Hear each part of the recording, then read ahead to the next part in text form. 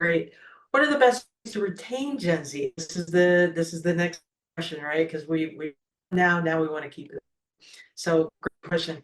This is one of those things that during the pandemic, between 2020 and 2021, the retention factors and the recruiting fact, they changed dramatically, right? It went from purpose to money and back to purpose as the number one thing. So what I did is kind of just a combination of a bunch of different articles that I've read over the years. Some of the things that are really important for the younger generations and for all of us at this point, right? Because it changes so much depending on the situation. With the pandemic, that kind of exacerbated that. So, first of all, purpose. We talk about that. I talk about that ad nauseum, right? You've got to have purpose. You've got to have meaning. I think one of the biggest, the one of the worst things that we did in during the pandemic is we took away all of. We just got back to the core things that we do, and we took away, for the most part, in the helping professions, all of those extra things that really gave an opportunity for purpose and achievement within our profession. So reentry programs got cut in prisons and jails because we didn't have the people or we didn't have the time. So many things like that got cut. And what research tells us, Liz Wiseman has a great book out there. She talks about this in her book and in a TED talk that she does as well, is that that when you take away that purpose, the way that they can fulfill their purpose, people get burned out more. And you can actually put more work on people if that work involves purpose and meaning, and they will actually feel less burned out. Absolutely amazing research there. So purpose, absolutely got to have that. Recognition and feedback. If you think about Maslow's hierarchy of needs, food, shelter, clothing, not an issue for people watching this webinar. This is a problem for some people in the United States, but people that we're recruiting, probably not a motivator. Employment, safety, which is that next level up, not a problem. We're up here in that friends, family, sense of connection. We're good with that too. We're up here with achievement um, and purpose, right? So really getting that recognition and that feedback. Inclusivity, very important for younger generations. They grew up watching mom go to work, right? They grew up playing with people that don't look like them. And that is just normal for them. So inclusivity is extremely important. Mental health and mental well-being, something that us baby boomers and Gen Xers, we instilled in our younger generations as parents, to take care of yourself mentally and physically as well. Communication, they've got to understand the why. That professional development, about 60 to 70% of millennials say that their professional development, that they're just not being developed. So when you get somebody into a supervisory position, I work with organizations that don't train them before or after. They just give them a new ID card and give them some responsibilities, give them a better paycheck, and say, good luck.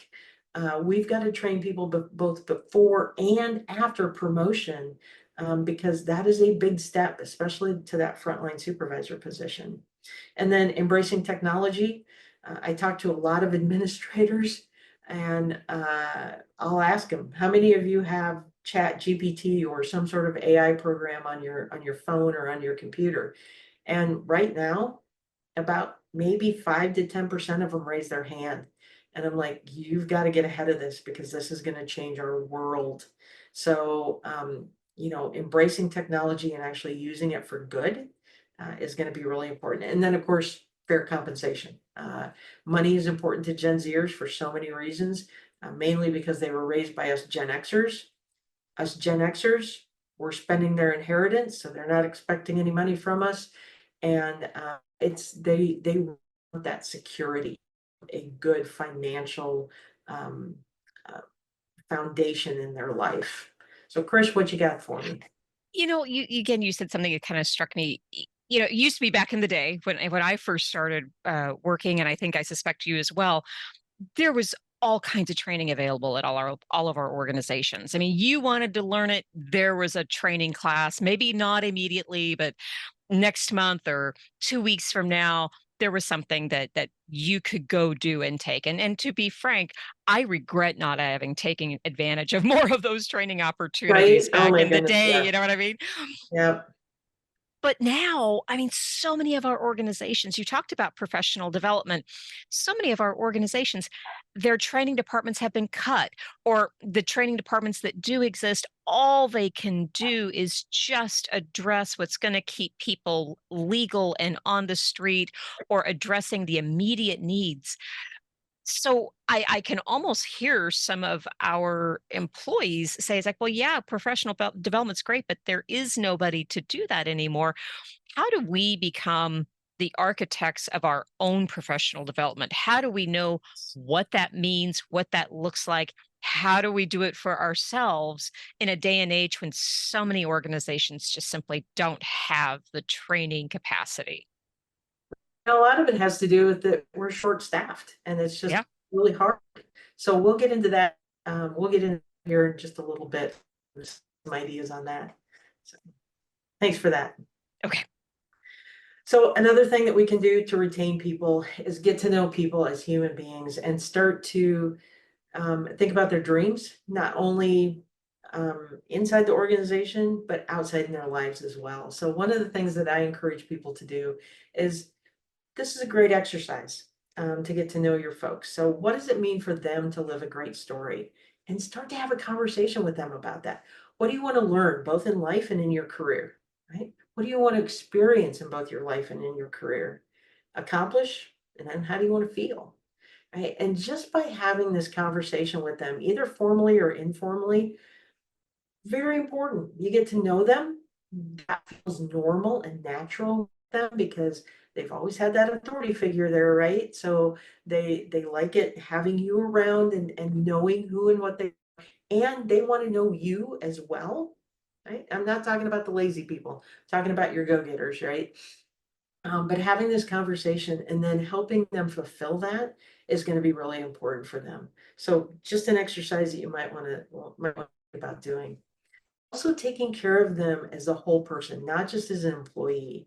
So internal and external resources, things that are internal to us, like our health, our sleep, things that are internal to us, knowledge, skills, and then the external resources, right? Family, friends, how to have better relationships with them. Um, Maybe their hobbies, finances are big, sleep, teaching people how to get better sleep, uh, their optimism, having a great therapist, self-care plans, their mission, their values, their personal mission statements. I've got, I do a lot of work with that, and I think that that is such an important exercise to do for so many reasons. Really taking care of the whole person and growing the whole person as opposed to just the employee with their skills. How can you bring this in? Maybe a financial advisor for a lunch and learn or something like that, or an after hours thing where they can bring their family in so they can listen to a financial advisor. There's a lot of different things that you can do with this. My friend Wendy Hummel has a great program on Justice Clearinghouse, how to build a wellness program from the ground up, right, from square one. Really gives you some great ideas on how to do that. And I would encourage you to check that course out and to take it so you can start doing that within your organization, taking care of the whole person. It's a great way to retain people.